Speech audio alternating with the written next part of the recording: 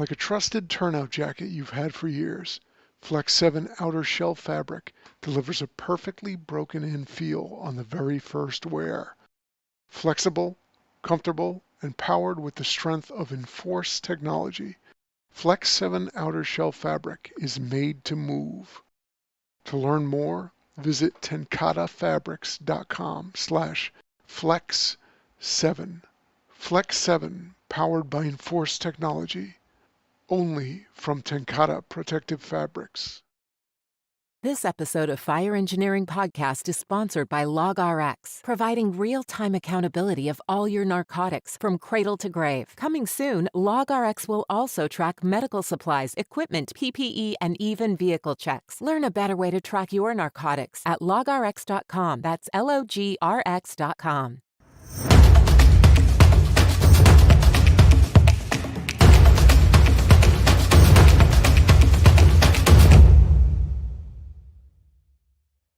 Hello there, everybody, and welcome to Fire Engineering Blog Talk Radio. In this episode of the Professional Volunteer Fire Department, the podcast dedicated to our great volunteer fire service, and it's also dedicated to the idea that true professionalism is never defined by a paycheck.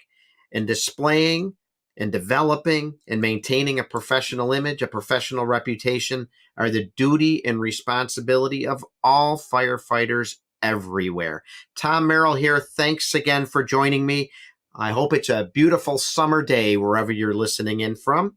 And I just want to start off this episode of the Professional Volunteer Fire Department with a quick plug for an association that I believe every volunteer firefighter needs to belong to, and every volunteer fire department for that matter. And it's the National Volunteer Fire Council. Folks, this is an incredible group of people who are dedicated to all things related to the volunteer fire service. And they don't just talk the talk, they act. Now, you've undoubtedly heard me talk about them before because I have on this podcast. But just a few weeks ago, I attended their annual training summit. They host one a year. It's been all over the country. And this year it was in my own backyard in Buffalo. But it again reminded me of just what a great resource the National Volunteer Fire Council is and what an advocate they are for our volunteer fire service. I mean, just with the latest OSHA modifications, and you know we've been talking a lot about that right now, correct? Had a podcast a couple podcasts ago talking about it. It's every day. It's in our fire service news. But just regarding the latest OSHA changes that are being discussed, which, by the way, apply across the board, paid, volunteer, paid on call to everybody. But if you went over to the National Volunteer Fire Council website, you'd see a ton of information about these proposed changes. It's an incredible resource for not just learning about the changes, but things you can do to get your voice heard. And there's links to all sorts of information about the proposed changes and everything you need to know, including a simple link to provide your feedback. And by the way, speaking of that feedback, the public comment period is almost up. As of right now, when we're recording this, it's up July 22nd. So that's good news that it's been extended. But it means we all need to get off our butts and put together some well thought out comments and information. And as my guest said on Dave Denniston said a couple shows ago, reinforced a lot, OSHA wants to hear from us. They've made that clear. So head on over to nationalvolunteerfirecouncil.org, nvfc.org. There's some links or some information on how you can be heard. And in addition to all these great resources that are provided by the National Volunteer Fire Council, they do host that incredible summit once a year. Again, it was just in my backyard in Buffalo here. So many great topics, so many great instructors. Obviously, recruitment and retention was a hot topic. They did a ton on health and wellness. They did firefighting with limited staffing. They talked about diversity, equity, and inclusion, and yes, how that can apply to the volunteer fire service as well. They did a great extra two-day training initiatives on electric vehicles and electric vehicle safety. They had a Tulsa truck there. It was just an amazing, amazing experience. And next year, it's going to be in Salt Lake City, Utah. So anyway, just head over to nvfc.org, learn about what they can do for you, learn about the great resources they can provide you and your department. Oh, by the way, for $21 a year. it's well worth the investment. Okay, let's get on with the show, right? And I'm so honored again to have back with me my guest from the previous show for part 2. Thanks, Chief, for being here. Chief Steve Prziborowski. He's a 32-year fire service veteran, retired as a deputy chief in the Santa Clara, California Fire Department. He's a renowned author. He's written many, many books. Last podcast, we talked about his signature book, his latest release, Courage Under Fire Leadership. That's quite a book. We went through all of that. The book that features 6 main parts on personal leadership, personnel leadership, fireground leadership, firehouse leadership, administrative leadership, and leadership lessons from other people. And while I was preparing for that show, I had a chance to review this other book that he wrote, 101 Tips to Ace Your Promotional Exam. And I got to admit, that title threw me off a little bit. I didn't think it would really apply to us volunteer firefighters. But you know what? As I was reading through it, the more I realized that his tips and his advice are universal, and they can be applied to paid and volunteers alike. So I hope after you listen to this podcast, you go out and get yourself a copy of this great book, because it will definitely help you as a volunteer. And I might add, it'll help you even if you're not an officer. It's not all just for officers, these lessons. But if you are an officer, it's definitely going to help you get better. And this applies both sides of the aisle too, folks. Administrative side, which is never talked about, as well as the firematic or line officer side. So now, people might get thrown off again because of the title, to Ace Your Promotional Exam. Well, we don't have promotional exams in the volunteer fire service. Hey, there's still a process. There's still a process for you to become a leader or an officer in your firehouse. Right now, oftentimes in our volunteer firehouse, it's via the ballot. Sometimes you're appointed. Sometimes it's a combination of the two. But I dare say in most volunteer fire departments still today, it's that almighty ballot that determines if you're going to promote up the chain. And these lessons are going to apply there. So you don't have a promotional exam, but you have an election. Well, take some advice here in these 101 tips, and you might just learn how to win the confidence of those voting members to look at you and say, you know what? You make a good officer because you're doing this right, you're doing that right. And those right things are what we're going to talk about this evening. So I'll tell you, come on and join us with an open mind. Listen in to what the chief has to say, and believe you me, we are going to learn some valuable lessons that apply for any volunteer firefighter, any volunteer fire officer, and any volunteer fire department that's out there in our great land. So let's dive into this and see what we can do, what lessons we can glean from this book, 101 Tips to Ace Your Promotional Exam. Welcome back to the show, my brother, Chief Steve Prziborowski. Chief, great to see you. Thanks for coming back. Thank you, brother. Appreciate the opportunity to be back. And obviously, always great to see you in person. But hey, next best thing from across the country. But thank you for the opportunity to come back again. I'm looking forward to this. And this technology is amazing, isn't it? It's like we're sitting right across from each other. All good. I got to tell you, you hit it out of the park on the last show with all the great leadership lessons that were passed on. That was a good show. Thank you, brother. I appreciate that. I had a fun time. It went by fast, and it was like, holy moly, just amazing how fast we can go once I start yapping away. But hopefully it's not taking this yapping, just hopefully some good little nuggets that people can take away. Oh, so many. And again, lessons for career and volunteer firefighters. And again, listeners, if you hadn't had a chance to give that episode a listen, please make sure you go back and find that one. It was just on back June 18th, and you can find the links on my professional volunteer fire department website, which is the professionalvfd.com or the professionalvolunteerfiredepartment.com. The links are also on my YouTube channel, the Professional Volunteer Fire Department. Everything's in chronological order, easy to find.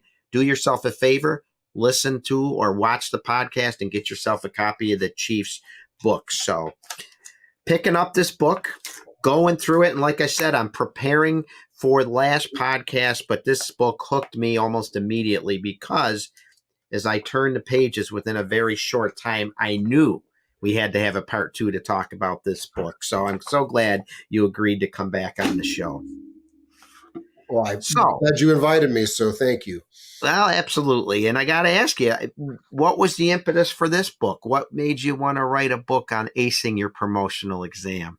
Well, I'm not sure if I touched on it last episode, but I'll briefly touch on it here.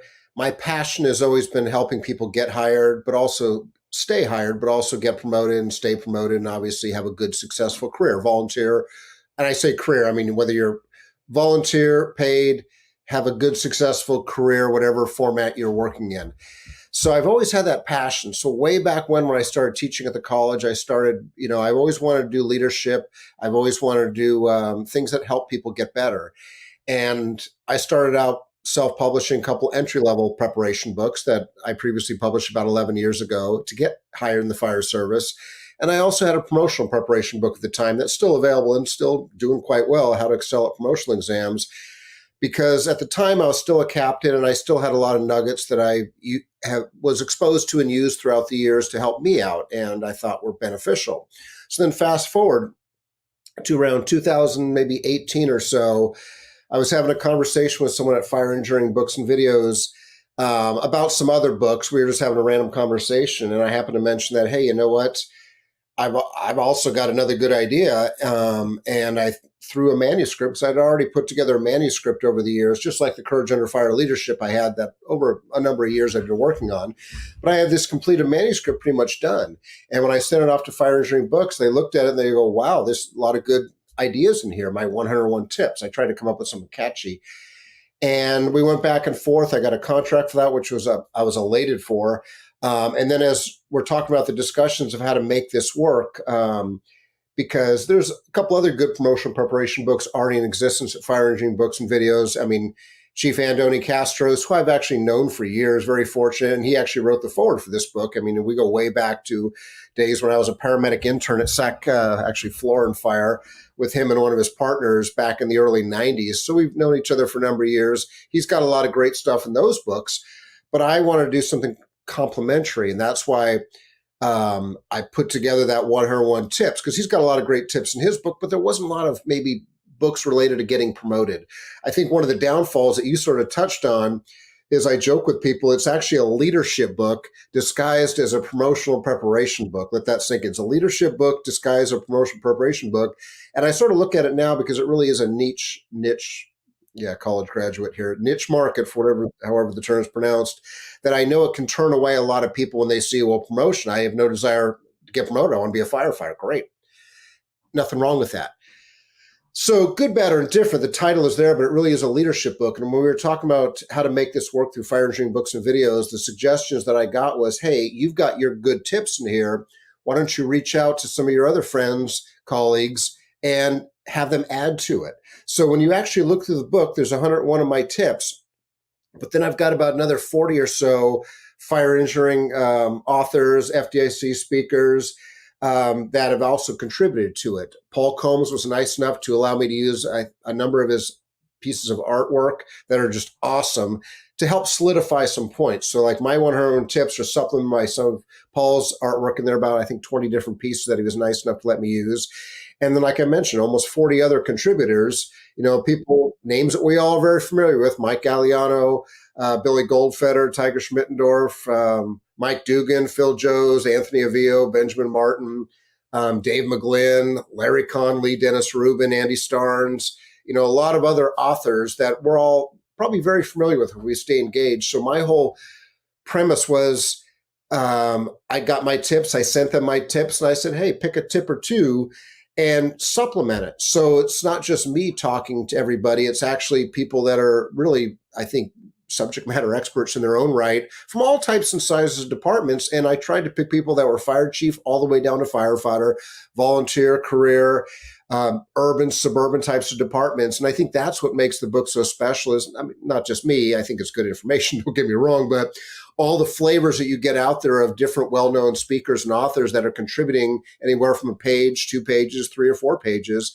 to really drive home the points that I have in there. So that's how that whole project started. And I'm glad I got that advice from Fire Engineering Books to actually supplement it, because I think it really makes it more value added, and short of maybe changing the name on that this applies to everybody, any rank, any type of department, and it's a leadership book.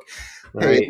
it is what it is, but I'm glad you're allowing me to at least have that platform to share that, because I think, like you said, don't judge a book by its cover. Give it a thought, and realize, hey, there's actually some good stuff in here that apply to anybody anywhere.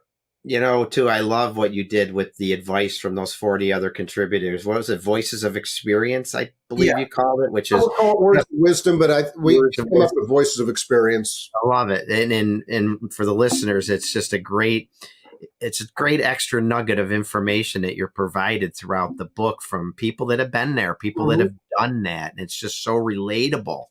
Again, even on the volunteer side. And what I always say too, Chief, is we in probably more in the volunteer service, because there is no testing and that. A lot of times our candidates for office come because so and so is a great firefighter, they're a great EMT or paramedic, and they have special skill sets, like Liam Nielsen, right? In the Taken, I have special skills or whatever. No, but I mean, they're good at what they do. Right. So they get the election, they win the election, or maybe it is an appointment, but he's a really good firefighter. She's a great paramedic. Right. But then it's a whole different thing that they got to focus on, because, those aren't the skills that are going to make you last as an officer, right? No, and I'm glad you mentioned that, because I think that's a good starting point to get off to, because I recognize and I understand and I get the fact that a lot of it is based on elections. I mean, that's how the system works in the volunteer world. I get it.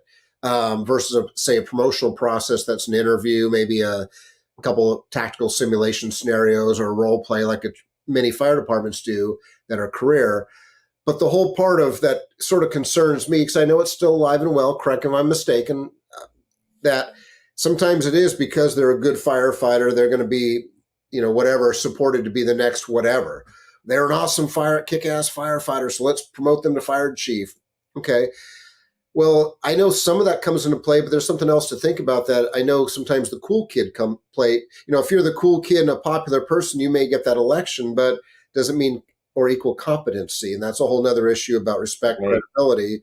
But then just to get back to that first point of, one of the biggest things I've learned over the years is you could be the best firefighter in the world. That's great.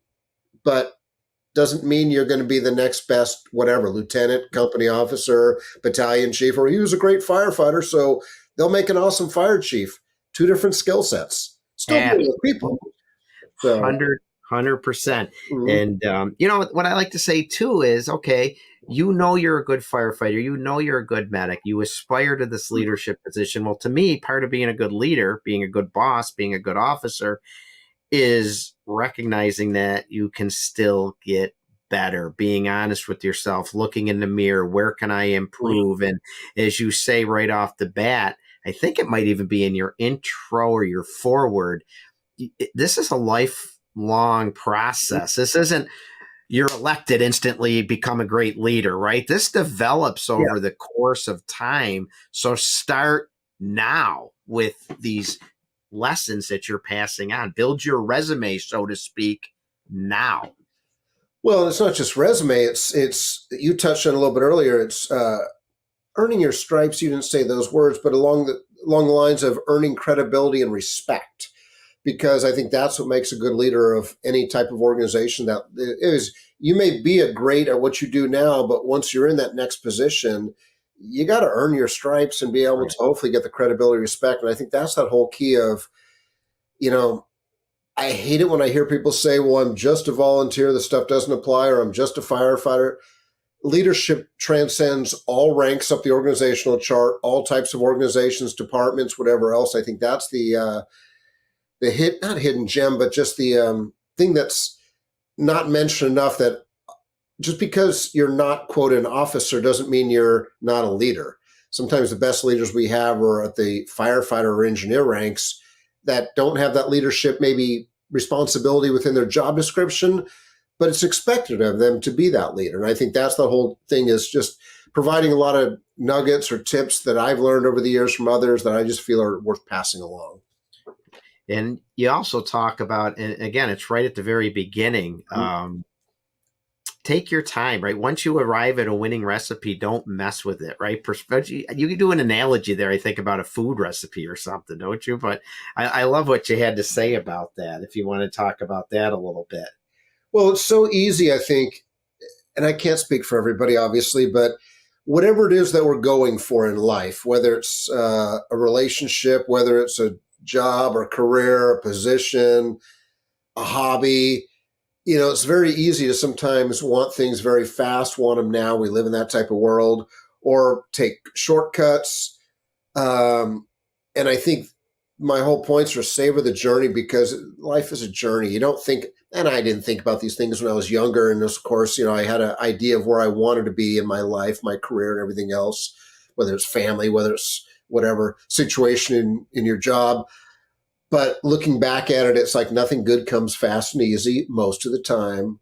And it just savor those moments, because I think in the end, you're gonna benefit more as an individual, but everybody else around you is going to benefit more, because I hate it when I hear people call me up and at the college every semester is like, what's the fastest way to become a firefighter? I don't have time for anything else. Just point me to the badge. It's like, well, it don't work that way, and I think that's the whole key of just trying to have the maturity and the patience to be able to just soak things in. Because I'll use this example. A lot of people sometimes say is like, I got to build my resume. I got to get everything on my resume to be whatever.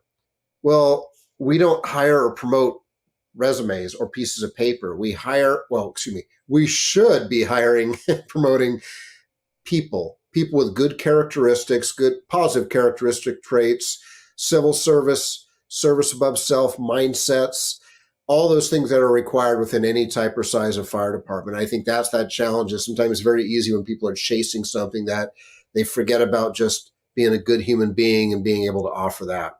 And you know what I like to say, if you're on a board that's looking to elevate somebody, or in the volunteer firehouse where you're going to cast your ballot, those are the traits you should be looking at. Well, yeah. Those are the traits you want to be casting that ballot for. And when I mentioned building the resume, I wasn't necessarily talking about that formal resume you hand out when you go for a job. It's just your resume that people, when they look at you, they're reading you and seeing where you fall with these different traits that you just mentioned.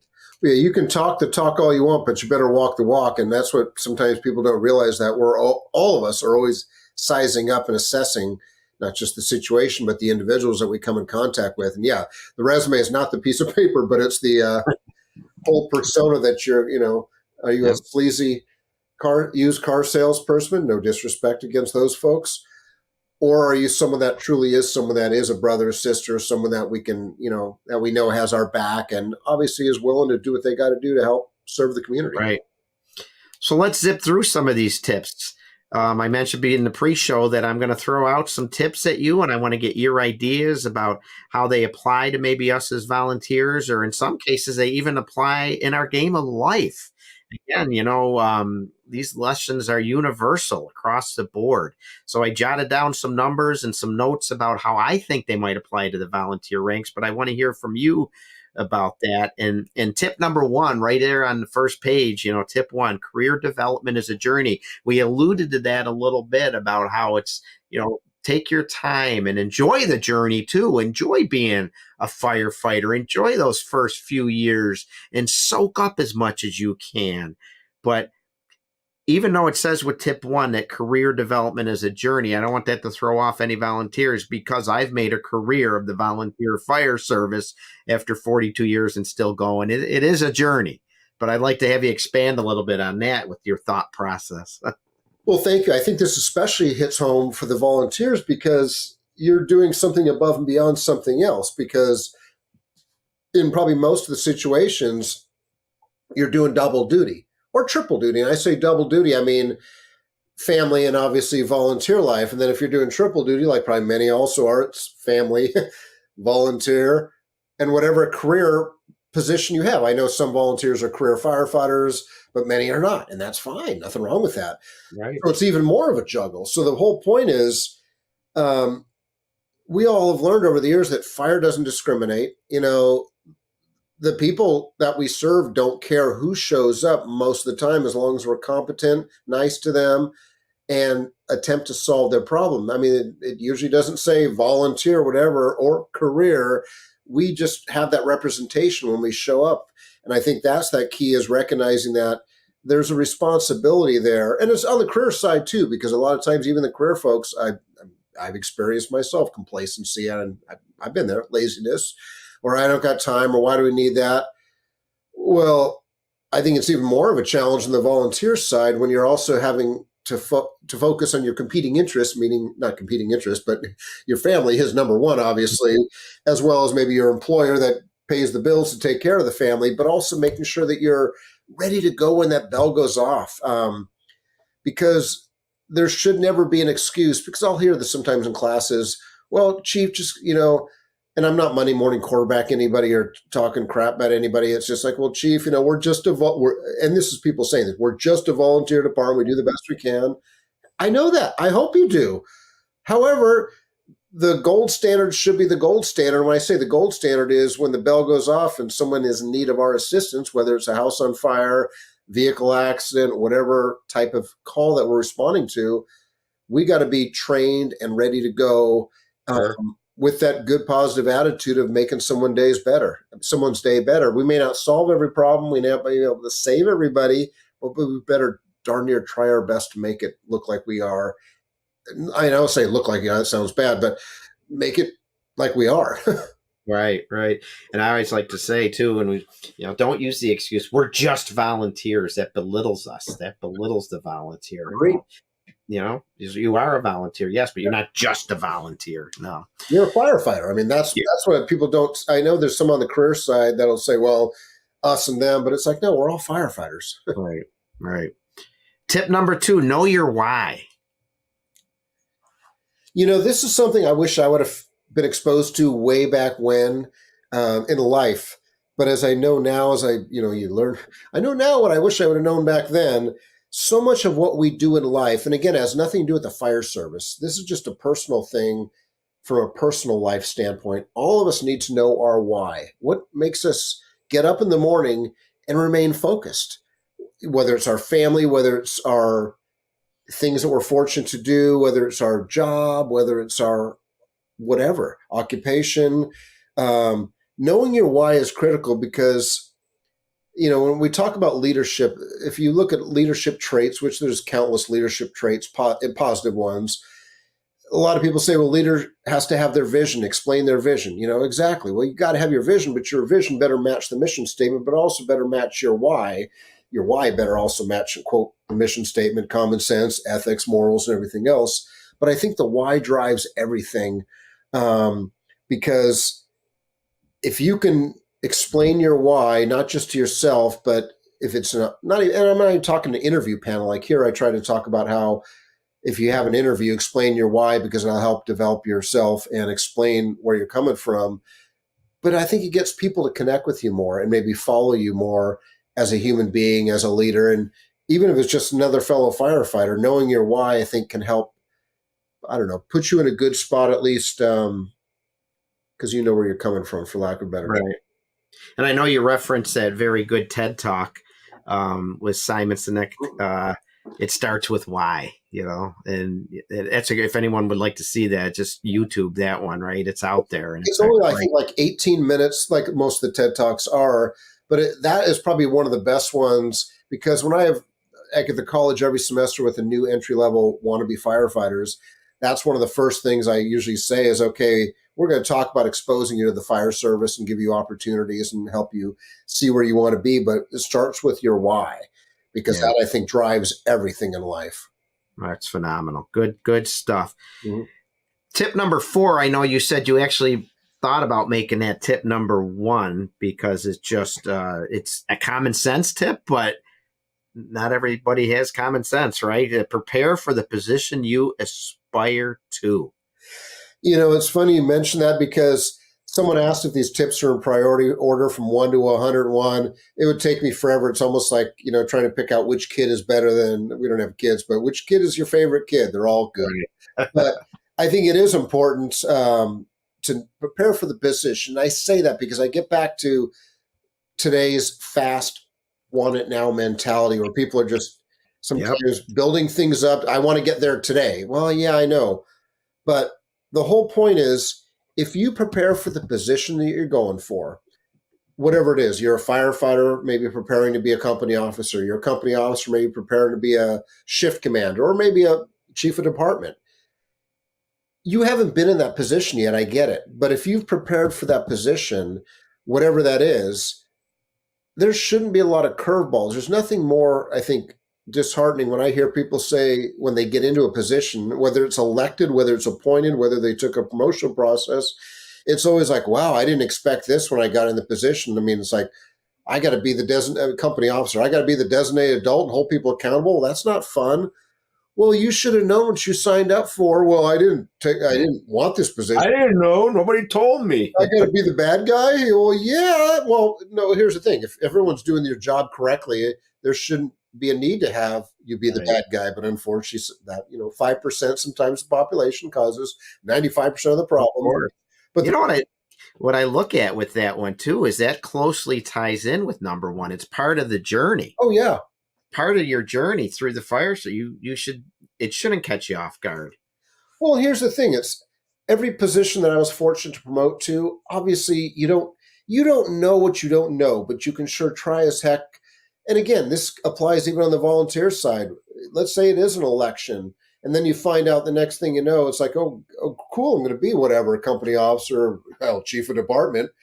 Well, once you're in that position, you don't get a second chance to make a great first impression. I think that key is, and when I expand on this is, how do you get to know and prepare for the position? Obviously doing your homework, doing your research, talking to people that are in those positions, asking the tough questions. Hey, chief, what do you like about being a fire chief? Well, I don't really much like anything about it. Well, the fun stuff being a fire chief, promoting people, bringing people on, handing out the good merit awards. And it better not be in the volunteer ranks. I get to drive the cool SUV. Well, that too. Yeah, nothing wrong with that either. I miss doing that.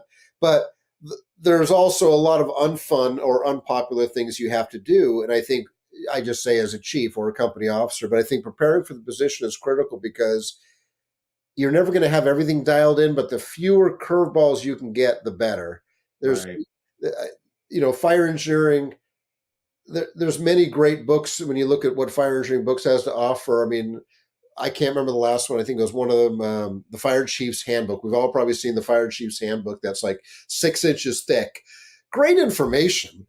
But I remember my fire chief walking into my office and he goes, "You want to be a fire chief, Steve, huh?" And I go, "Well, I'm thinking about it. Maybe I do, maybe I don't, based on the outcome of this conversation." And he's like, and he goes, "Throw that darn thing out the window." He goes, "It's a good book." He goes, "But you know what?" He goes, "There are so many things as a fire chief." He goes, "I tried my best to prepare for, but I couldn't even, nobody told me that." Right. And you probably experienced that too. Oh, yeah. But it gave him the tools, don't get me wrong, gave him the tools to help be better prepared because there's no way you can be prepared for everything. But at least try your best to at least know what you're getting into versus like, I don't want to be that. I don't want to do that bad thing. Well, it's part of the job.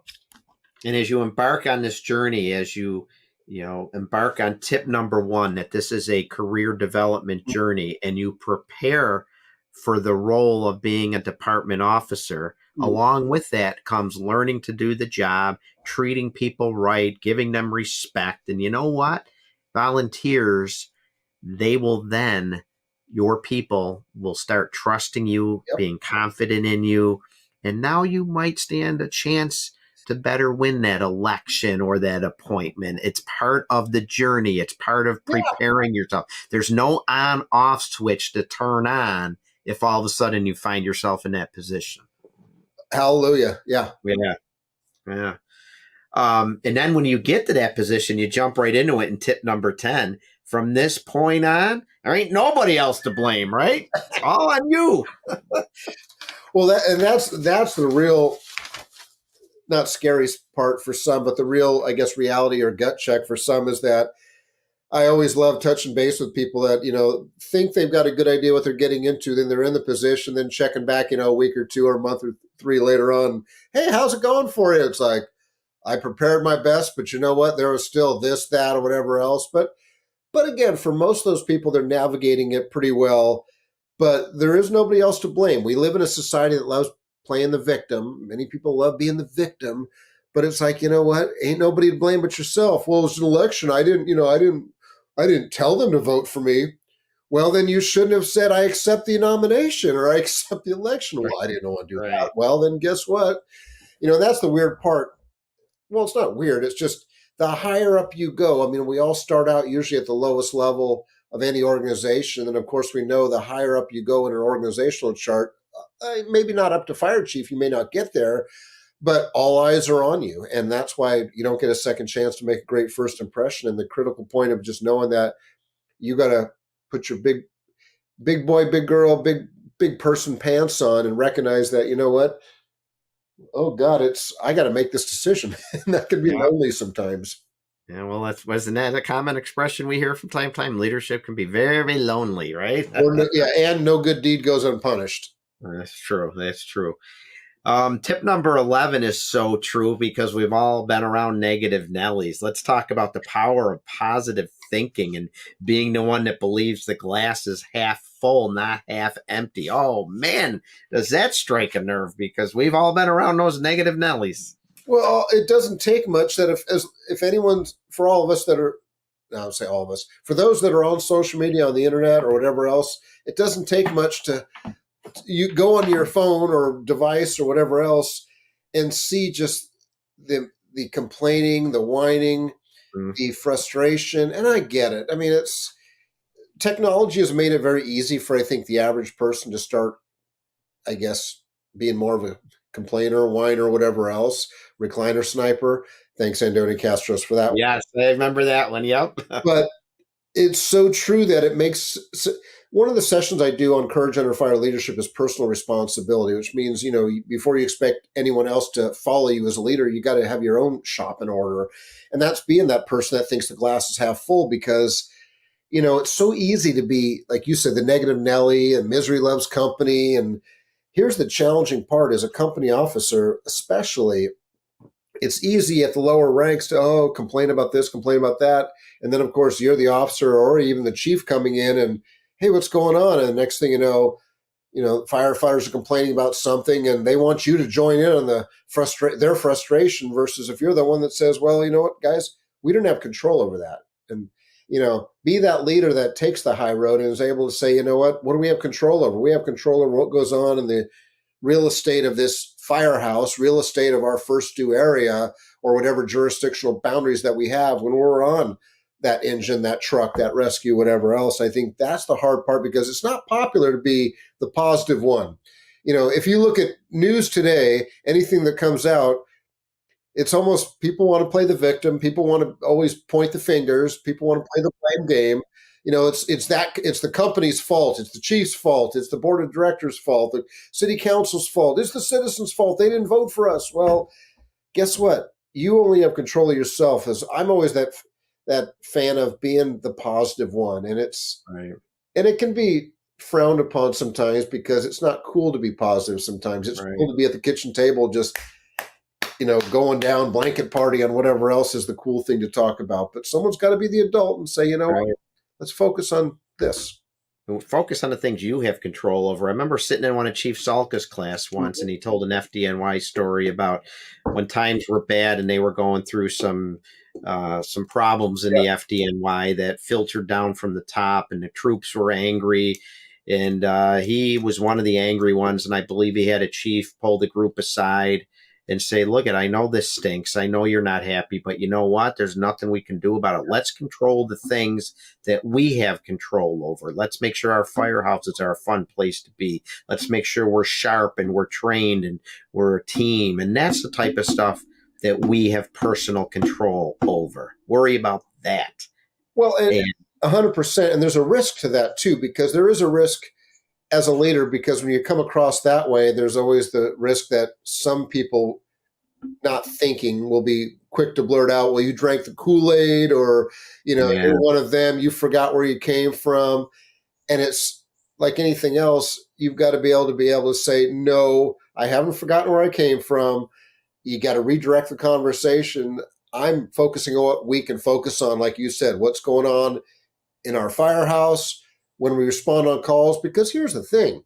If we're miserable here around the kitchen table as we're talking whatever bad things, when that bell goes off, the smile just doesn't naturally come on our faces, and we provide awesome service. It's just, unfortunately, that misery may continue out in the public. I mean, look, unfortunately, what some of our law enforcement colleagues have gone through in the last few years around the country.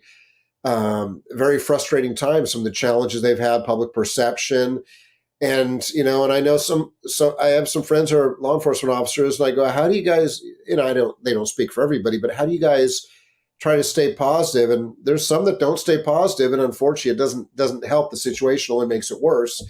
Versus the ones that say, you know what, hey, public still pays me to be here, and we still got to provide a service like we would expect on our own families and wherever we live. So I think that's the key, is just trying to be positive, recognizing that some people it may not be the cool thing to say, but leadership shouldn't be the cool thing all the time. Right. And for my volunteer friends out there, it can be so demotivating when you come up to the firehouse and that car's in the parking lot, right? I know people who have actually driven by a firehouse because that car is in the parking lot, and they just don't feel like going inside and listening to the same person complain and bitch. And it can just be so draining and so demotivating. So if you're hoping to become an officer or promote up to whatever the position is, just remember, people are going to remember how you make them feel. And they're also going to remember how you feel about the organization and how you treat the organization. So be positive is never a bad thing. Well, no, and especially for the volunteer organizations, because I know it's easy for someone you're paid to be able to say, well, I get a paycheck, takes care of my family. But especially when you're volunteer, you're doing it pretty much for free. Obviously, you're taking time away from your family. And besides making people feel important, making people feel valued, which should happen any type of situation, any type of work, but especially there on the volunteer side, because when it gets to the point of, why am I busting my butt, for whatever, the leadership, for my coworkers, for the community, when I don't seem to be appreciated? I got plenty of other things I can do to keep myself busy. We already know, when I got hired in the fire service 30 plus years ago, there was a volunteer recruitment and retention crisis. Well, I don't think that's changed. Everything I hear, last I heard, it's still there. Yeah, it's still there, if not worse. And it's even transferred into the career side, where career departments are not seeing the numbers they used to get either. So making employees feel valued, I think, is just such a critical thing that all of us need to focus on, whether we're the boss or whether we're the coworker, or whether we're someone at a lower rank, at least making people feel part of the team. And if you make them feel miserable, they will take that out on the public you serve. I even see that in my communication center. If people are having a bad day or it's a bad environment, that 911 phone rings, or they're on the radio dispatching fire, they're nasty. They can be very nasty. I've been there. I've experienced it, We're humans. Yeah. The one I like too, and I'm a big believer in this, I call it ditch the ego. You call it perform self-assessment, but that's not easy to do, is it? Yeah. Looking in that mirror every morning can be very humbling if you have at least, hopefully, a edit feature, and you're able to look at things in a non-biased way. And I think that's such a critical thing, of taking that self-assessment. And it's funny. I remember growing up, my parents, I think, hopefully raised me well, I think, to this day, God rest their souls. But I remember my, father always, constructive criticism is good. Constructive criticism is good, but it can be challenging and tough. Obviously, nobody wants to usually hear things that they can improve upon, or they're not doing it as to the high level they should be. But that self-assessment is critical. That 360 evaluation sometimes, it's like one of the questions on the career side a lot of times that gets asked during an interview is, hey, if we talk to your coworkers, or if we talk to your current boss, what do you think they'd say about you? And of course, a lot of people answer, well, I don't know what they'd say about me, or they just make stuff up. Versus those people that have actually say, well, I know what they would say because I've asked that question of them, and I got some not so welcome advice. I welcome it, but I didn't want to hear it. But it's like, yeah, I was told I need to listen better. I was told I probably am a little bit impatient and everything else. And it sucked, but I heard that from two different people, and I need to take that to heart. So the self-assessment aspect, I think, is something that everybody should be doing. No different than, I'll use the example of my wife. My wife, every now and then, she'll actually, it's like, hey, anything I need to do better. And I'm like, is this a test or is this, Yeah. How do I answer that? Yeah, I know. It's like, but she's honestly to the point of like going, I just want to make sure I'm doing the right things and everything else. And still is a pinch me moment. And I know I could probably ask her that a lot better or more often than I do, but I'm not the sharpest tool in the shed.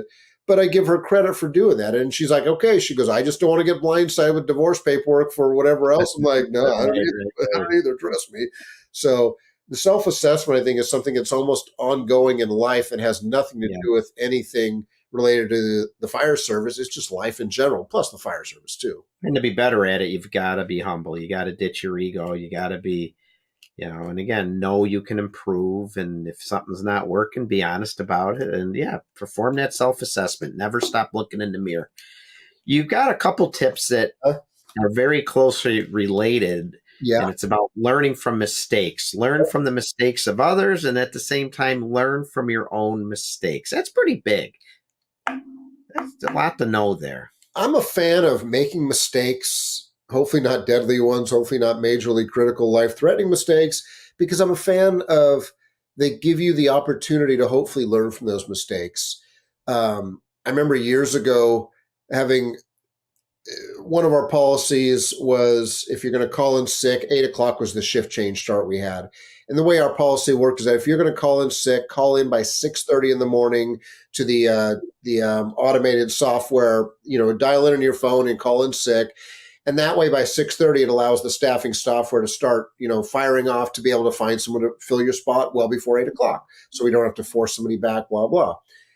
And you're supposed to do that, call it by 6:30, but then also follow up with a shift commander because we want to make sure that every now and then those technology glitches. Sure. Sometimes you thought you called in sick correctly, but then the computer was not firing off. Nothing you did wrong. But I remember one firefighter one time, he'd been on the job for 7-8 years. He was the greenest of the greenest, but had a great positive attitude. I remember he was like 18 years old in his interview, it seemed like. And he was just the greenest of green. I mean, great kid to this day, and great adult and great company officer. But I remember he called in sick, but he didn't follow the policy correctly. And I remember having to have a conversation with him after, and he's got this. It's almost like if anyone watched the Andy Griffith show, Opie Taylor, right? Just the Kill Boy or Beaver Cleaver, and he's so apologetic. He's like, Chief, because he didn't follow the policy. He goes, Chief, I'm sorry. He goes, I've never called in sick before in the 7 years on the job. Now it doesn't make an excuse for not understanding the policy because we should all know especially the critical policies, I'll get us in trouble. But when I'm listening to this kid go, he goes, I've never called in sick before. I'm so sorry. I did not mean to make a mistake or cause more problems. And I got nothing here because he's taking the wind out of my sails because he's owning his mistake and everything else. And to that day, I'm just I almost had a chuckle without laughing too much, but he had never called in sick. Yes, he should know the policy of the procedure to follow. But here's something that he was very convincing. And I think, in a sincere way of, I'll never make that mistake again, Chief. Now I know the policy. It's like, well, you know what? So I think the key is it's good to make mistakes if you're learning from them, because a lot of times, we all see watching cops earlier as I'm on the treadmill. Yeah, this is your 7th DUI, in the last 2 years. Well, obviously the punishment needs to match the crime, but it isn't happening because they're not learning from their behavior. But learning from the mistakes of others is critical too, because in some ways it's a safe environment for you. If you're watching, learning, and going, I'm never going to do that if I'm ever in that same mistake, that same situation. And one of the mistakes that I shared in the book is, as an aspiring chief officer way back when, I remember one battalion chief that we had was a yeller and a screamer. He yelled, he screamed. And a lot of people took it as disrespect. And I remember telling myself, if I'm ever in that position, I'm never going to be yelling and screaming unless it's a major safety issue on the scene where nobody's hearing me and I got to get people out of harm's way. I get it. But that's the rarity. The key is respecting people and trying to learn from those mistakes. And I think that's why when people say, well, I got nothing to learn from him or her because they're a bad role model. Well, newsflash, we can learn something from everybody, both good and not so good, if you're smart enough to pick up on the good traits of what not to do. Well, you can learn just as much from a bad leader as you can a good leader. Yeah. So I think that was the whole premise of that is, soak things in as much as you can and put them, I hate to say the word toolbox, that gets overused, but put them in your brain and sock them away. And at some point you may find a good use for that in your life. Yeah.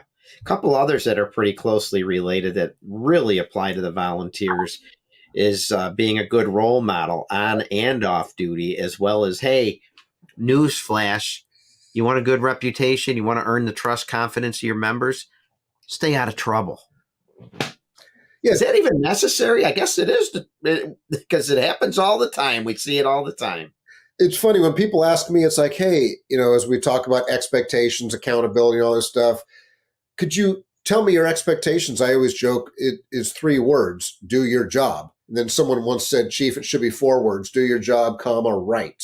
Okay, I get it. Do your job right. And that should be the 4 words that are expectations, because what? That covers everything, right? Do your job right, stay out of trouble, take care of people. But we know life is not that easy, unfortunately. And of course, it's a small percentage that if they just wouldn't be in trouble, they wouldn't put their leadership, or no different from being a parent. It's like for those that are parents, it's like you want your kids to be successful, just like a boss wants their folks to be successful. But when you have to hold them accountable because the position they put you in, don't get mad, don't shoot the messenger. So yeah, right. It's at that point where it's like, stay out of trouble. I mean, and a lot of people are quick to say, but that's off duty, has nothing to do with on duty behavior. Unfortunately, in today's world, it's such a blurry line. The public doesn't distinguish. I mean, you're out causing a fight at the bar and you got your fire department t-shirt on versus your AC/DC shirt on. I get into a fight at a bar, not that I even plan to get into a fight at a bar. The AC/DC shirt might fit a little better and no one might say anything twice. But if I got my whatever fire department shirt on, every firefighter across the country is going to get a negative perception of that because of whatever I did. So I think the key thing is, hey, stay out of trouble. I know easier said than done. And be a good role model. And the volunteer side of things, I always like to tell my volunteer friends and remind all of us, including myself, we are out in the community doing things. Oh, yeah. We're at sporting events. We're at scouting events. We're at school events. We're at church events. And chances are people know you're a firefighter. At one point or another, you've worn that shirt you just mentioned, but you're usually proud. You got the sticker on your car, whatever it is. Oh, yeah. People know you're a firefighter. And when you don't act appropriately, when you're not a good role model, it's not just impacting you, it's impacting your department and by extension, our fire service. Well, especially when you mention the community. I mean, a lot of times career departments are slightly different because a lot of times in many communities, the career members don't live in the same community, maybe cost to live. Like in our case, I couldn't afford to live in the jurisdiction, 7 cities that we serve because of the cost of living in the Silicon Valley through the roof. But I'm fortunate to live close by because I scrimped and saved years ago, couldn't afford the same place today. But a lot of times career members will live hours away, not to say their behavior should change, but especially in the volunteer world, you're probably living in that same community. So there's even more of a vested interest of people. And again, most people may not or don't know the difference of volunteer paid. You're representative of that fire department. Mm-hmm. And that's what they look at you as, either positively or either negatively. And then it comes time to maybe supporting through funds or whatever funding mechanisms you have, whether it's taxes, whether it's sales, whether it's whatever fund drive mechanisms, that can make a difference at some point if you're not, and we've seen it. We've seen sadly, some volunteer organizations across the country is struggling with maybe getting that community support, maybe because of the actions of a few. Maybe it's been an embezzlement, maybe it's been whatever behavior, criminal activity, whatever. And that, and we all suffer from that. Right. Another tip that I think so applicable to the volunteer fire service, I think it's your tip 46, and that's get involved in your department on and off duty. My volunteer friends, this is huge because to be a successful volunteer firefighter, yes, we need you to go to calls, we need you to go to training, but you want to, again, build camaraderie with your members, do some things in the department and outside the department together. Well, I'm glad you touched on that because I was teaching a promotional class about 15 years ago, and I remember a union official from a big city fire department was in the class, and I was actually talking about this, and he gets up and he goes, well, when it comes to getting promoted, for example, he goes, it shouldn't matter my off-duty involvement or even my on-duty involvement. It should be basically my, lack of better terms, my ability as a firefighter or whatever. I'm a great engineer, so that means I'll be a great company officer. That doesn't always work that way, you know. But he goes, it shouldn't matter in the process at all. I go, okay, I see your point, but I also recognize the fact that so much of this is character-based involvement, because it really is hard to separate people. And to me, the good human beings, you know, let me step back for 1 second. One of the common questions that a lot of us are always asked when we want to become a firefighter, whether it's volunteer career, is why do you want to be a firefighter? That's a common oral interview question, or even a promotional question.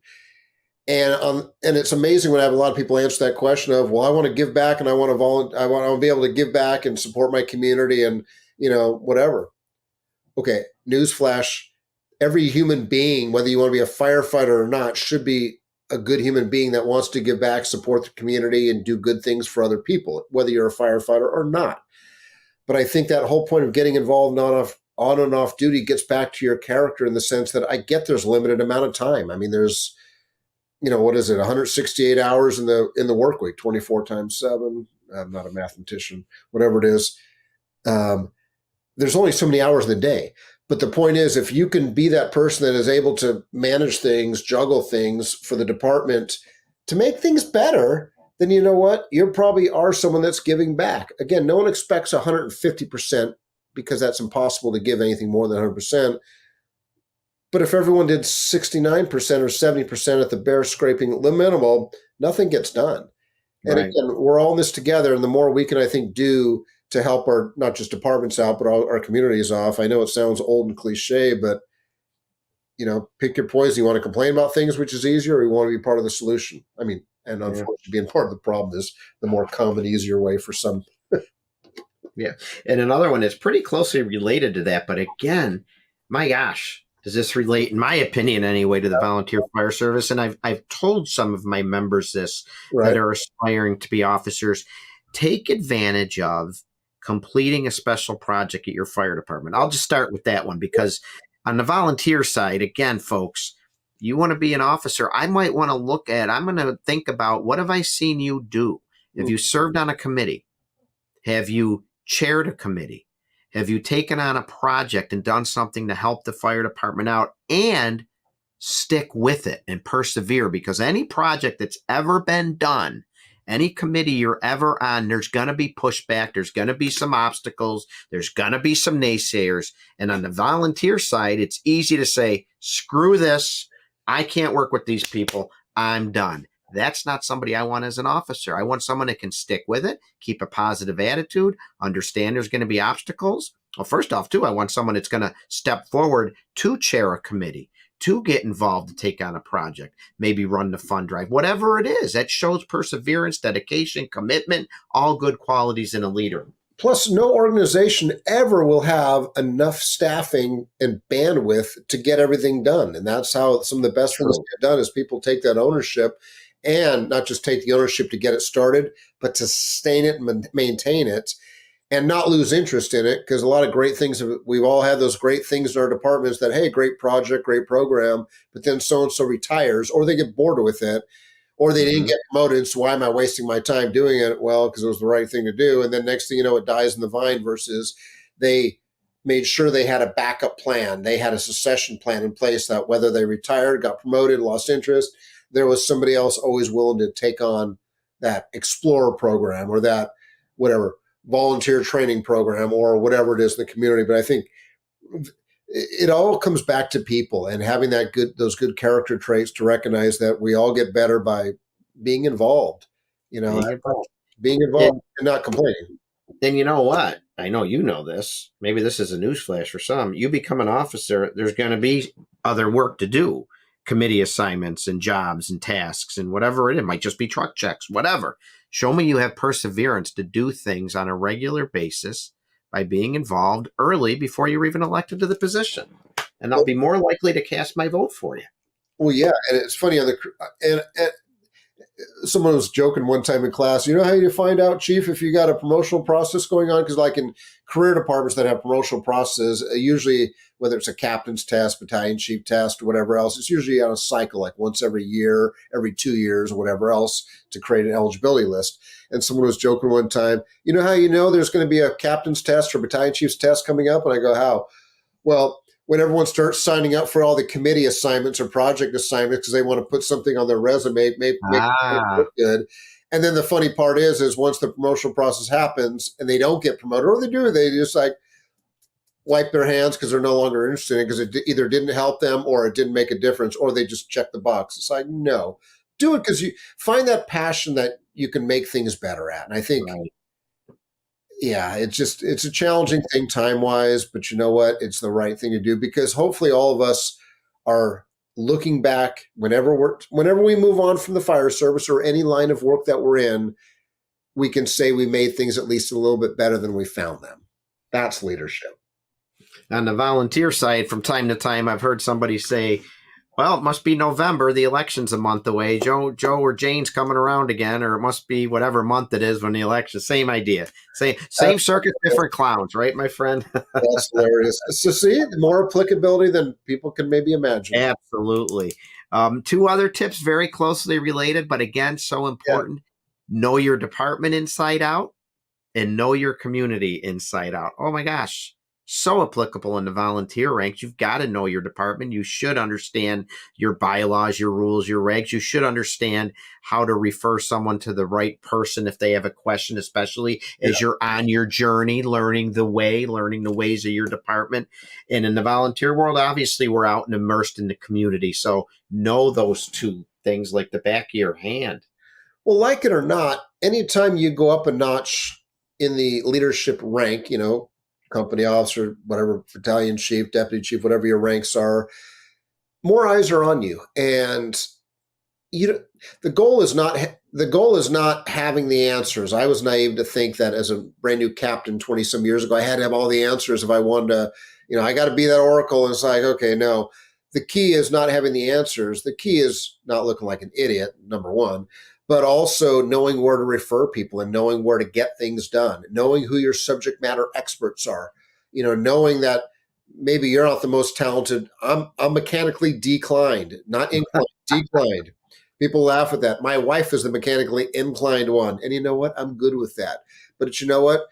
The whole point is knowing people inside and out, and that's knowing your department inside and out, knowing where your experts are, because we're all subject matter expert in something. The key is getting to know people because you may not get to know what their expertises are or their passions are, their interests are, unless you actually, God forbid, have a conversation, get to know them. And I think that's that key to being successful, not just those that are even if it's just being a firefighter, but any rank, is knowing your department inside and out so you know where to go to or who to reach out to if you need something, or not just you, maybe something else. Maybe you got a member that's going, okay, I'm at a loss. How do I get this problem solved internally, maybe within the department? Oh, you got to talk to so-and-so because they're the person that handles whatever. Oh, didn't know that. And the community inside and out too. Now, from the career side, I added this stuff because it's a lot of times questions you may get asked on an interview. Tell us about the department, tell us about whatever the position, the community. But again, as an ambassador representative, being a, representative of the fire department, because you're wearing whatever shirt, writing big red typically in most departments, you are representative. And the more answers you can have for that community so you don't stick your foot in your mouth, number one, and embarrass yourself and ultimately embarrass your company, embarrass your department, blah, blah. The more you can know about your department, but also the community, I think is critical. So you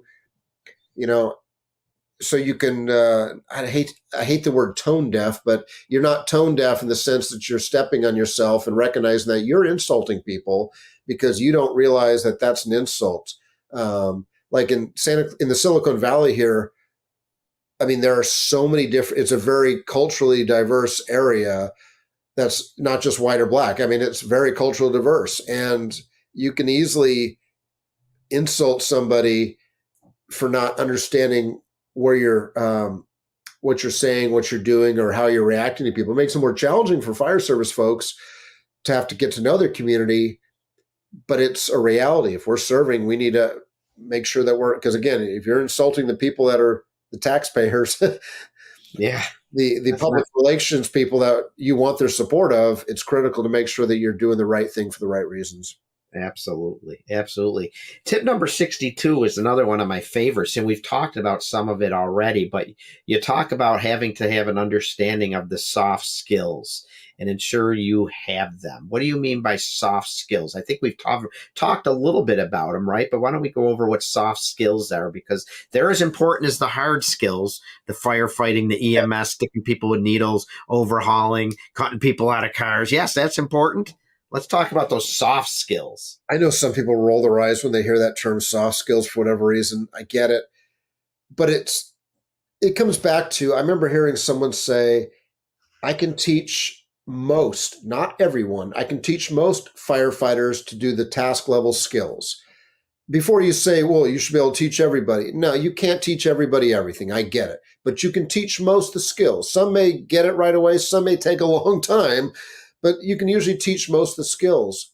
However, what you can't teach are the soft skills, the playing nicely in the sandbox with others, the people skills, basically, getting along with others, building and maintaining relationships, critical thinking, independent thinking, situational awareness, social skills, all those day-to-day skills. And to sum it up best, someone one time said is like, I can teach most to do the hard skills, but I can't teach you to be nice. I can't teach you not to be a jerk. I can't teach you not to be a pain in the ass to either your coworkers or, God forbid, piss off someone in the community when we're on call. So it's basically those people skills that, and I reference my phone a lot of times, technology was not around when both of us were growing up. It was a different, we have different things, different time. I don't think the technology has helped our people skills and our social skills.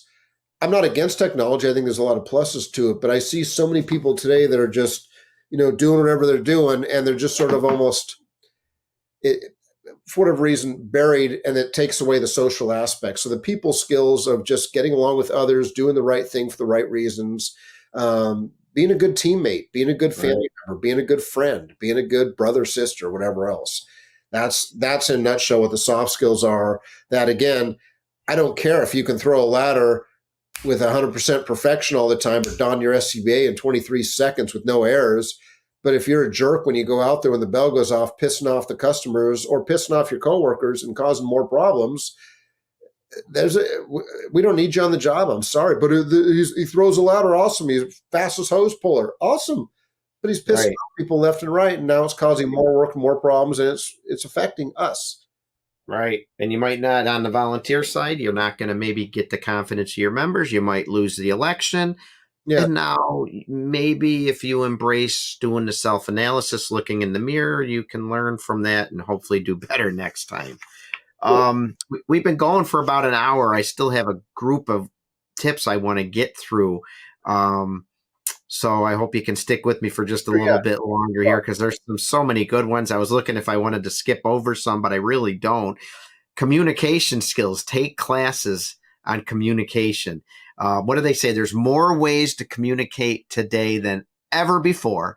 Yet what is cited in most organizations when people are asked what's the problem you have with your organization? It's not limited to the fire service, but communication, right? Comes up all the time. You mean we can get better at that? Well, there's three forms of communication. Oral communication, the way we speak to each other. Written communication, obviously how you write and convey your thoughts. And then also interpersonal communication. It's funny. I enjoy speaking. I've spoken to single digits of people, hundreds of people, I can't say thousands at once, but I've had audiences of a lot of people. I enjoy speaking. At one point, I was scared of oral communication, of just having to get in front of a group to speak. Now, thankfully, it's comfortable. So in college, I didn't want to take the speech class. I should have. I probably could have learned a few things. I took the interpersonal communications because it didn't require us to give speeches. But I learned so much because interpersonal dynamics is such a big problem in today's world, because it almost ties back to the last one, the soft skills of people skills, being able to read people, be able to make sure that you're projecting the correct mannerisms that you should be to not piss off people or not form whatever bad relationships, whatever else. But the communication problem is something that I've learned over the years that is always going to be a problem and will continue to be a problem. We recognized it when I was a member of our command staff. I remember one of our last fire chiefs going, we need to do better at, well, every fire chief recognized communication, but one of them goes, you know what, we need to do better at communication because we're hearing we need to communicate better. Perfect. I give them credit for trying. Just when we thought we got the communication right, we found out that, you know what, no matter what we do to communicate, because don't get me wrong, oral communication is critical, face-to-face is critical, but written is necessary too, how we write things, how we say things, and also interpersonal. And he made a point of going, no matter what, we're always going to have that challenge, but we need to continue trying in all different mechanisms and methods to try to make sure that that message that we have, whatever that message is heard. Because some people prefer face-to-face. Some people that are not extroverts, they're introverts, may not want face-to-face. So one form of communication is not going to solve the problem. And we almost got to try harder today to find out how people, because the whole goal of communication is what? Not throwing something out there, hoping it sticks. It's throwing something out there, but hoping the message is understood, received, and acknowledged. Whether you agree or disagree, but at least this is the message. You're the fire chief, you got a new policy. Yeah, you got to document it, but it's not just throwing the policy out and saying, okay, here's a new policy on XYZ. Well, it's also going out there face to face and trying to convey that message, explain the why, explain why we have to get there, why it's important, even if people don't agree with it, and then maybe reinforcing it with other things as time goes by. So I think communication is something we all got to recognize that we have a challenge with, and I'll be the first to say, I know I can get better, and I got to continuously work on it. My wife reminds me of that.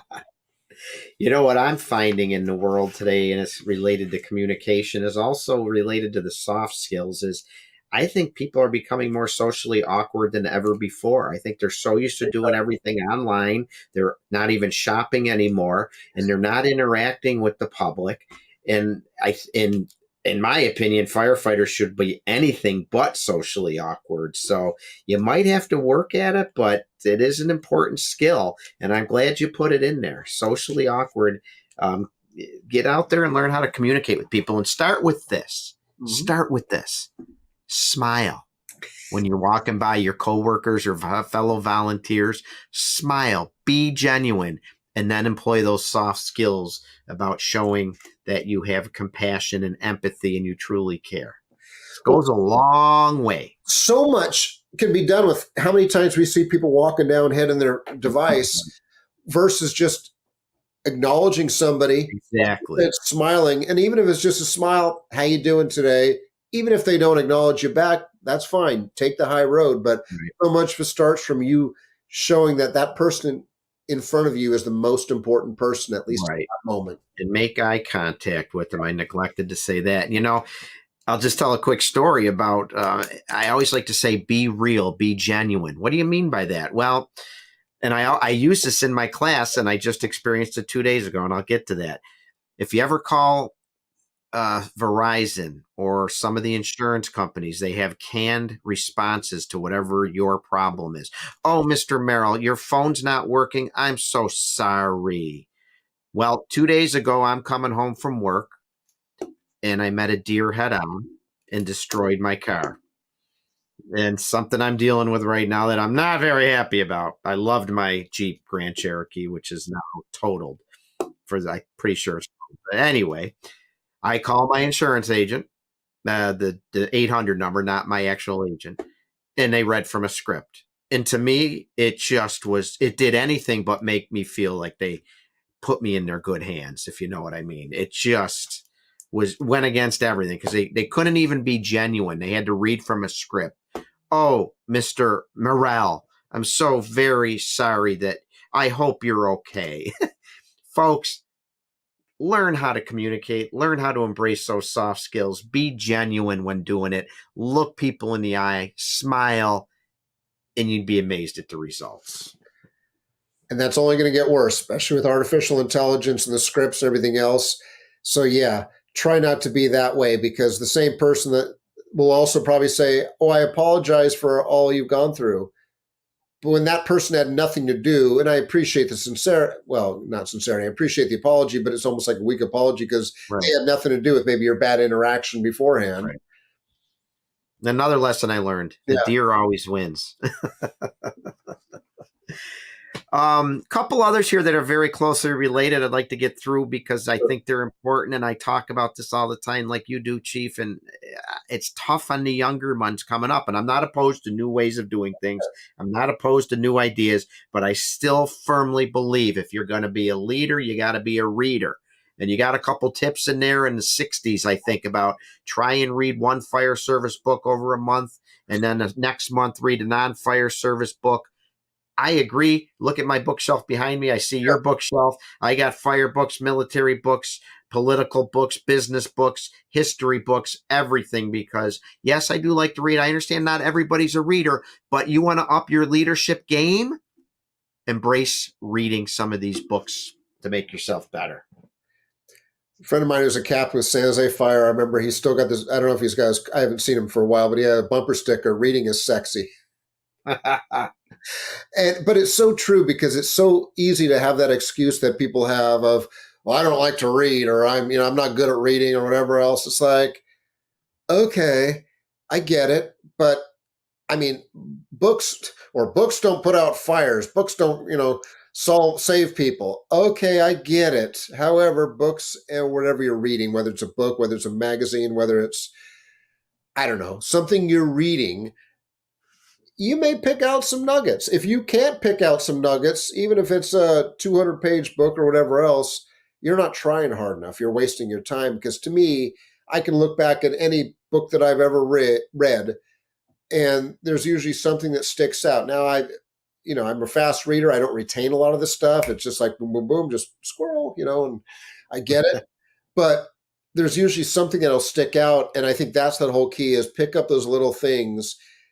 Because I'm sorry, if you're relying on one thing for all of your information, whether it's, I hate it when I hate it when people say, well, if the department's not going to require me to read it, or they don't give it to me or buy it for me, I'm not going to take the time and effort to do it. It's like, I learned way back when that if I'm waiting for my department or any department to provide me all the tools necessary to be a better person, be a better whatever, firefighter, captain, deputy chief, battalion chief, I'm going to wait forever. Now, they're going to try their best, I would hope, to give me some tools, but I got to take the bull by the horns and do what I can. That's just, reading is one of those many things. There are things that, because the whole goal is to hopefully, I don't know, maybe what's the term? Hopeless romantic, in the sense that my whole goal is that all of us should be mentoring others. And the whole thing is maybe I pick something up from reading something that I can share with somebody else, or maybe I point them in the right direction. Maybe I inspire them, because that's what leadership is about. Not looking for more followers. It's looking to inspire more people, to help people grow and point those people in the right direction. And I hit people, well, I don't want to be a captain, chief. I just want to be a firefighter. So why are you suggesting this book to me? Okay, because guess what? You may gain some valuable information from it. I don't know if I can. I just want to be a firefighter. It's like, oh my gosh. But yeah, have an open mind. I think there's a lot of things that I'm hoping that people can, rabbit holes to go down and make yourself better and ultimately make others better. So many people say, I should say so many people, but I've had people say, I don't read. I'm not a reader. Well, like you said, just take small nuggets. Start with this book, 101 Tips to Ace Your Promotional Exam. An easy read, and I don't mean disrespect by that at all. Great nuggets of information. Read 2 pages a night. You'll make yourself better. The bottom line is there's so many books out there that'll help you in your fire service, as an officer, in the game of life. Fire service books, other books by military leaders, political leaders. Folks, you want to be a successful officer. You want to learn how to inspire the troops. You want to have your team do great things. Learn from some of the people that have been there and done that. What did the Marine General Mattis say? I can't quote him verbatim. Yeah. It's something about you learn from the experience of others. You're not going to experience everything yourself and be able to have that in the back of your mind and your Rolodex. But you can certainly learn and triple, quadruple your knowledge based on these experiences of others. It'll help you. Well, and then Pat takes the next level. When you're done with it, pass it on. I mean, just like you, I keep a lot of books that I have that you can't even see in the picture here on my other shelves. But pass them on to others. I mean, Right. I remember as a brand new firefighter, I came at there was a conference, God, it was when fire engineering did Sacramento. It was I can't remember what they called it, Fire Engineering West, but they did Sacramento, which is about 2 hours away from us in San Jose here in California. Fire engineering had a California location for a couple of years. They've always had, obviously, Indianapolis and other locations. But I remember in the expo hall, there was a bookstore, and I remember one of the battalion chiefs from San Jose, who I'd gotten to know over the years, Kevin Conant, great guy, still to this day, great mentor. I remember seeing him. I go, "What you buying there, Chief?" And he had a bunch of Chief Bernasini's customer service books. And he goes, "I've got whatever 8 or 9 captains in my battalion in my firehouses." Excuse me. He goes, "I'm buying each one of my captains one of the Bernasini customer service books." It was hot off the presses back then. And talk about call 911. Talk about inspiration. Here I am seeing a battalion chief, and he always had and he still does have a great reputation, but here he's buying Bernasini books. And he told me, as I got to know him over the years, he'd go to a conference and pick up, whether it's books or fire engineering articles or whatever else, just helping it. Now, not everybody probably appreciated that. There's always like, "Oh God, I ain't got time to read this book." But there's probably others that I would hope soaked it in. So I tried doing little things like that when I was at BC. And I think that's the whole goal is, yeah, you'll gain from it, but hopefully you can help others gain from it too and expose them to other things. Oh, yeah, you can ignite their passion. You can, that's how in the volunteer fire service, I joined. My mom bought me my first couple fire books, and boy, did that ignite a passion in me. And here's a tip. I did learn when my book came out, there are people that reached out to me to buy my book to give to their officers. Nice. And I think that's so awesome. What I would recommend for anyone doing that, unless you're giving away 50, although I've signed a lot of books, it's always nice to do a personal inscription before you give your book away. I think that's awesome. It sends a great message. Well, and just to get on that quickly, one thing actually I learned, Dennis Rubin at FDIC, we're all signing books, the fire engineering books thing. Chief Rubin obviously been around for years and seen a lot of things, but yeah, somebody asked for a signature on one of his books. And I remember he said something that was like really stuck with me, because I've signed books. I mean, very humbling to have someone say sign a book, but he actually said, he goes, "How do you want me to sign it?" He goes, "I can just sign it, whatever.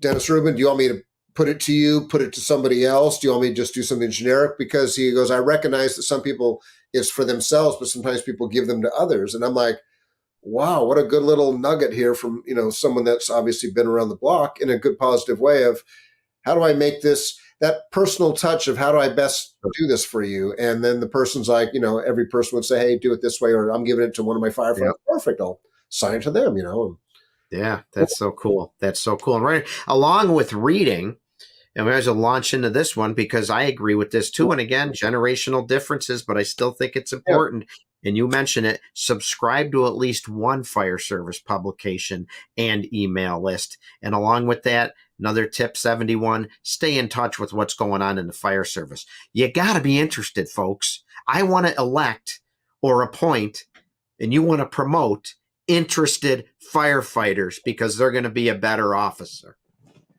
One would hope, and times have changed. There's not a lot of print publications out there. Obviously, fire engineering is, the leader, the big one out there. There's not a lot of others. There used to be, when I started the fire service, a couple of them. And obviously a lot of local, state, maybe regional ones put out by state firefighter associations. But even those are hard to find. Now, a lot of them are maybe available digitally. But I tried to pick up, at least keeping it simple, subscribe to Fire Engineering. They got some great deals on there. It's career development.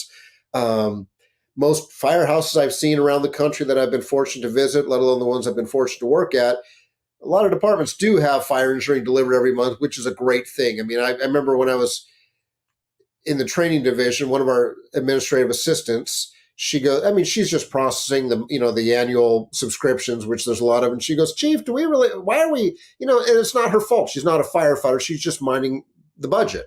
And she goes, why do the firefighters read this stuff? I go, "I sure hope they read the fire engineering that comes out." No, I know not everyone does, but it's like, let's know we do that for a purpose to hopefully inspire people. And I think what I also share with the publication is a lot of them, like fire engineering, has email lists. And the monthly magazine is just that. It's monthly. It comes out once a month versus email lists that pretty much almost everybody has today are usually a more up-to-date way to have things not wait for the end of the month, the next edition, but maybe daily things that happen, line of duty deaths, maybe significant incidents going on, significant challenges, good stuff, bad stuff, but on a daily, if not hourly basis or as needed basis. So I think that's the key, because to me, a good company officer, besides inspiring, leading, mentoring, and all that stuff we've talked about, is going into their crew. I, as a battalion chief, would, thanks to Kevin Conant from San Jose, when I was at BC, I'd come in and make copies of fire engineering articles, for educational purposes, not to violate any copyright infringement or anything else to make a profit. But, hey guys, here's a great article from XYZ author on whatever topic, let's go over that, or let's cover some high points, and again, hoping to inspire them to do that themselves. But I think all those little things to try to expand their horizon, because if you're thinking your department's training division or your training chief, training officer, whatever staff you're fortunate to have is going to train you fully and educate you fully, you haven't worked in the training division. I mean, when I was in the training division, fortunate for all those years, I recognized, okay, there's 330 people in the department. I'd love to be able to expose them to everything, but I know I can't. I'm going to try my best to make sure that they at least have the basic tools they have, and then we'll go from there. But it's also up to each company officer and shift commanders to know the strengths and weaknesses of their personnel and to stay up to date with current things that they can hopefully make sure their folks are not blindsided by when the bell goes off. Right. And you should want to, I would think, you should want to do it. So I just got a couple more I'd like to review here before we wrap things up. And again, this next one's even a generational divide a little bit, but I think it's important. Okay, maybe you're not a reader.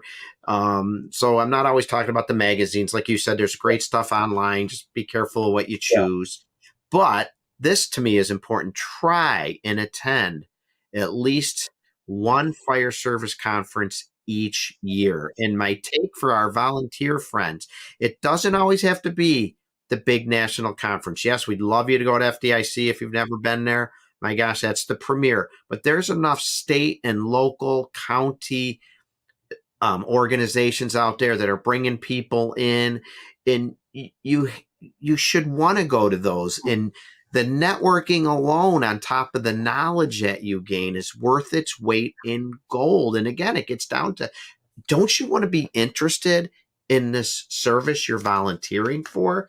Get out to these at least one a year. Understand you got a job, you got family responsibility. Totally get that. But try and find yourself attending one of these conferences, one a year. I get there's costs. I get there's time commitments, family commitments, especially all those things. But you don't know what you don't know until you at least go. And I've had so many people, and I'll start out with at the state level. We have a state conference that usually every year, there's only about 500, 600 attendees, but it's a week-long stuff, good, reasonably priced training, hands-on lecture stuff. And so many people that first year go, oh my gosh, I didn't really know what I didn't know. This is great stuff. It's like, yeah, then those same people sometimes, well, yeah, I've heard about FDIC or I've heard about whatever else. And again, I love seeing people at FDIC, probably just like you see for the first time, their eyes are like this, just like mine was for the first time, because you've heard about it and you think you know what's going on, but everything's just ginormous when it comes to everything, people, exhibits, classes. And I think that whole goal is, like you touched on, the networking is just critical of how many people you can run into. Even if you don't know them personally, you'll bump into them casually, maybe unbeknownst to you. Next thing you know, like you mentioned, John Salka standing next to you. And I know I always love people. It's like, oh, hey, Chief. And then it's like, hey, what's going on? Hey, I read one of your articles. Cool stuff. Oh, cool. Thank you. And the next thing you know, it's like, hey, here's my card. Feel free. Really? You don't mind if I reach? It's like, you've been there as long as I have. And so many people are so down to earth there, whether you're an attendee, whether you're an instructor. Well, we're all attendees as instructors. That's one of the best parts about FDIC is not just speaking, but sitting in classes and networking. But people are pretty cool, and it's easy to get to know people in various capacities. The value is just not just, oh yeah, I sat through a great hour and a half, hour 45 classroom session on whatever. That's great. But all the hallway conversations, all the other relationships that you can build and, put into your new school Rolodex, to help you better and have resources available, I think is just critical. And yeah, again, I get it. It's expensive, but think about this. I always try to relate to people like, well, the cost, yeah, it is a cost, not just time off from work or flights or whatever it is, maybe, family stuff you're missing. I get it. But any career in life, whether you want to be an athlete, whether you want to be a firefighter, a doctor, a lawyer, own your own business, you got to put time and energy and effort into it. That means sometimes spending money to make money. And you may go make money. No, to spend money to make money is just the phrase. I mean, to get better at it and to make you more, I guess, open-minded and have broader horizons. And they don't, again, FDIC is the premier. I'll use last week in a couple of weeks ago, recent past, the National Volunteer Training Summit was right here in Buffalo, New York. Oh, perfect. And there was not a lot of locals there. There were some, but it's right in our own backyard, cost next to nothing. Scholarships were given out for people to attend for free. And it sold out. It was very well attended. They don't want a huge group. It did sell out, but again, this was right in our backyard. It's just an example of what might be in your area. So take advantage. And there's no excuse in today's world with technology that makes things so easy. Because in the old school days when we were starting out, you wait for the monthly fire engineering to hit the mail shelves, and that was what we relied on because there was no internet. Well, now with the internet, like you said, check your sources. If you want something bad enough, it doesn't take much to let your fingers start, searching stuff. To find out that there may be things in your backyard. I hate it when people say, well, I didn't even know that was going on right in my own backyard. Well, if you wanted it bad enough, you would have been doing searching and you would have found out that there's that and many other things that you're missing. We're reading about the fire service and subscribe to some of those email lists or publications and that you would know. And that all also ties into your other tip. Where did I see that? It was tip number, 72. Strive to be a continuous student and lifelong learner. I mean, yes, it never ends. For as long as, what I like to say on the volunteer site, for as long as you're choosing to volunteer for something that can hurt you very badly or kill you, you need to be a lifelong learner. And that ties right into all that. Your interest, and you're reading about it, you're going to classes about it, you're learning. 42 years in, I was in classes all week at the National Volunteer, all weekend at the summit, writing notes and that. But the last tip I want to get into, because I know we're almost out of time, it's so important, and it happens all the time. People commit career suicide, even in the volunteer ranks. Take charge of your reputation management and your social media footprint. We've got to get the keyboard warriors to step away from the keyboard and use social media appropriately and stop attacking each other, stop attacking the sisters and brothers, stop attacking the departments, or just making ludicrous, outlandish comments and posts that bring discredit to our iconic and well-respected fire service. And that'll impact me electing you and you promoting them, right, Chief? Affirmative. I mean, you said it well. We're sometimes our own worst enemy is when it comes to that stuff, shooting ourselves in the foot, but not just ourselves, but our industry and the great reputation that we have going on and we've had for years in the fire service and hope to continue. So, and again, I reference my phone, but technology, I think, is a good thing. Social media can be a good thing, but it can also be a detriment for those that don't have a good edit feature, for lack of a better term. Use it appropriately. Yep. Use it appropriately. Yep. Okay, so we do this. And again, folks, I just touched the surface. Get yourself a copy of this book. Chief, I did this. I worked hard. I've employed a lot of your ideas. It's election night in the volunteer firehouse, and I lose. What's your advice? Well, here's the challenging part. There's a lot of things that we do in life that we get our hopes high up for, and then the next thing you know, we get let down. That's life. Life is not about the curveballs. Life is about how you handle those curveballs, handle the adversity. So I think the whole point is it's good to set yourself up for success, think positively, but not so positively that when maybe life doesn't go your way and you get that crap sandwich thrown at you, for lack of a better term, you're not like, oh my God, it's the end of the world. No, it shouldn't be. Because then the true character comes out. And that's unfortunately the hard part sometimes is when we see your true character, we realize that's why we didn't promote you, because you can't handle it correctly. I don't know. And I can tell you, I've seen in the volunteer fire services, I'm sure many of the listeners have, that you can become very upset and bitter, and people watch how you react, and they'll remember that. So it might not be easy, but don't give up and keep a stiff upper lip. It's hard, I know. I think you give some opinions in there about ways you can handle it. And your number 4 is take a week to lick the wounds. Maybe take some time off, but come back with a positive attitude. And Chief, if again, I know we're out of time. If I had to have you put you on the spot here, out of the 101 tips, what would be number 1 in terms of importance to winning that promotion, winning that election? What would you say? Ooh, that I think since everything always comes down to obviously doing the job and people, I think probably, probably know your why. Because if you know your why and you're doing things for the right reasons, that'll guide how you treat people, how you take care of people, and not just people in the firehouse, but also in the community. So know your why, and be in it for the right reasons. There's a term we've all heard, service above self or service over self. And unfortunately, there's a lot of selfish people in this world. And sometimes people tend to forget why we're fortunate to be here.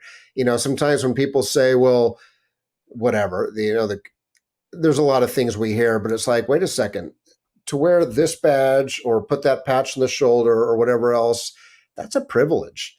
Not everyone gets a chance to have that privilege. Not everyone gets the opportunity to be in our positions anywhere around the country, small, big, career, volunteer. But it is a privilege. And I think if you know your why and you follow your why, you're going to be remembered as that person that hopefully did things for the right reasons. For example, I remember we had a battalion chief that he was tough, but he was consistent. When you went sideways, he'd always be that guy that does this. This was Chief Smith here. Whenever you pissed off Chief Smith, he'd be like and then I was like, oh my God, I disappointed Dad here because he was like your father, because the guy actually, he cared about the community, cared about the department. But every now and then it was like, but that was all he needed to course correct us. But we knew his why. He was tough, but he came across, shared his expectations. He held us accountable when we needed to have our be held accountable. Thankfully, that wasn't a lot for me, but every now and then I did. I'm human. Yeah. But knowing your why, I think, is really, it helps lead to consistency. Because if people know what to expect, there's nothing worse than those people that you're like, okay, who are we going to see today? I mean, are we going to see John, his real name, or are we going to see his alter ego today? Because we all know sometimes those people that it's like a box of chocolates every time you get to work with them or train with them, that is like, okay, 1 minute they're good, and the next minute they're just, so be consistent. But I think it comes back to knowing your why. And I guess I probably should have added walking the walk, talking the talk, and just being the true you. And hopefully that's a good you. And that should help you achieve success and elevate yourself up to the next level that you want to aspire to. Chief Steve Prziborowski, thank you so very much for being on the show here today. Folks, remember, if you're a great firefighter, you're a great EMT, but to truly succeed to that next level, you need to focus on a lot of other things. And there's a 101 tips here on things you can focus on. Chief, if somebody wanted to talk to you more about this, if they wanted to get a copy of the book, they want to get a signed copy of the book, can you give the listeners your contact information? Well, thank you for that opportunity. The internet makes it so easy to connect with people. I think I would say type in Prziborowski, but it's like that could cause your computer to crash maybe. I tried to create a website years ago that I still have, which is simply code 3, like code 3 lights and sirens, but code 3 firetraining.com. So that's named my private business, code 3 fire training and education, but code 3 firetraining.com, or you can Google my name. My website's got my cell phone, my email address, a lot of good free resources. There's a free stuff link that has a lot of free resources, access obviously to my books from fire engineering and my other self-published books. So just find me. I'm also on social media on X or Twitter or X, whatever it's called, Facebook, the usual suspects there. I'm a resource. Seriously, I am a resource for folks. And it is one of those things I'm very blessed and fortunate to be able to do, because it just, like you probably experienced, Chief, it puts what we were able to do may not seem like a lot sometimes, but the people that we're able to connect with and make at least maybe a positive impact on in some form or fashion, to me, makes me wake up every day. And it ties back to my why when someone reaches out and says, hey, you know what? Thank you very much for whatever, the cool podcast, the article, or something I said, or I don't know.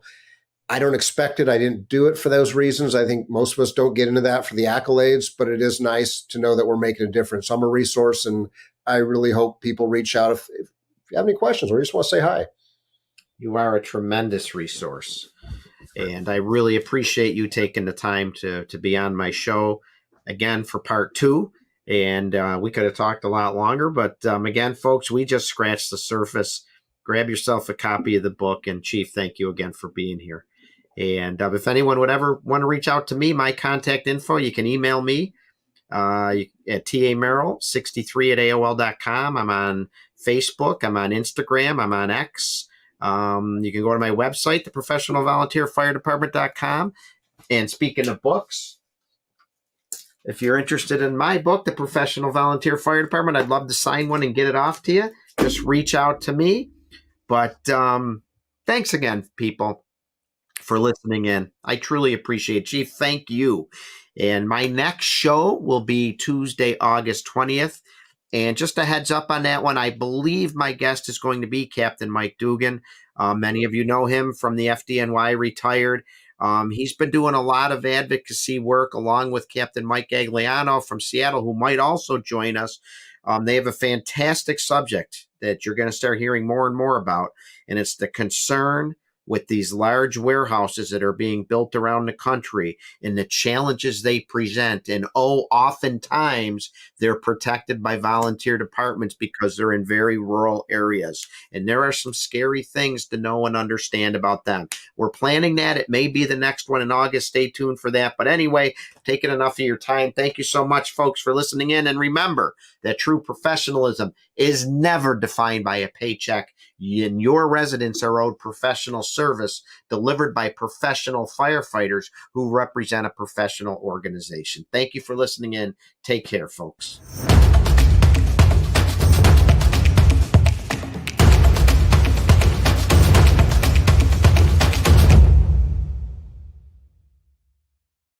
Like a trusted turnout jacket you've had for years, Flex 7 outer shell fabric delivers a perfectly broken-in feel on the very first wear.